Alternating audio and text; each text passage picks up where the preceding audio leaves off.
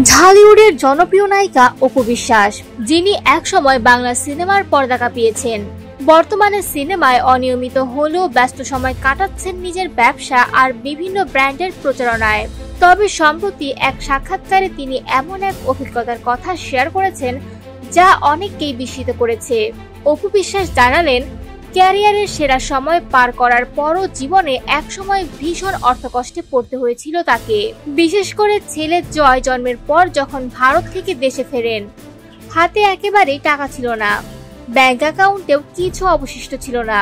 সেই সময়ে তিনি উপলব্ধি করেন অর্থকষ্টে থাকা মানুষ প্রতিদিন কতটা হিসেব করে জীবন চালান। অপু বলেন, সেই দুর্দিনও তাকে আরো মিতব্যয়ী হতে শিখিয়েছে।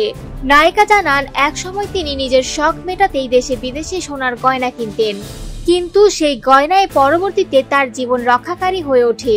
কঠিন পরিস্থিতি সামাল দিতে একে একে বিক্রি করতে হয় প্রিয় গয়নাগুলো, আর সেই অর্থ দিয়েই তিনি সামলে নেন জীবনের সবচেয়ে চ্যালেঞ্জিং সময়। অপু বিশ্বাসের ভাষায়, যে গয়নাগুলো আমি শখ পূরণের জন্য কিনতাম সেগুলোই আমার জীবনের বাজের সময়ে আশীর্বাদ হয়ে এসেছিল। দুর্দিন কাটিয়ে তিনি আবার কাজে ফিরলেও সিনেমায় আগের মতো সাফল্য পাননি।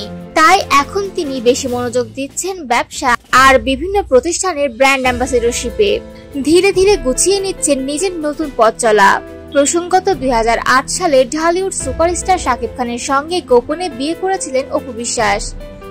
দীর্ঘদিন লুকিয়ে রাখার পর 2017 সালে ছেলে আব্রাহাম খান জয়ের জন্মের পর সেই খবর প্রকাশ্যে আসে।